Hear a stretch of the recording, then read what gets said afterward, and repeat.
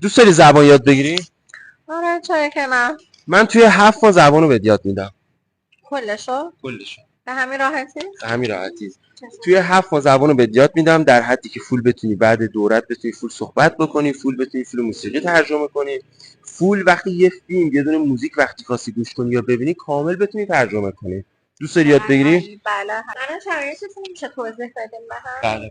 توی 7 ماه ما زبان یاد میدیم، در حدی که فول بتونی صحبت بکنی، فول بتونی فیلم موسیقی ترجمه کنی، از 0 تا 100 لهجه های مختلف کامل.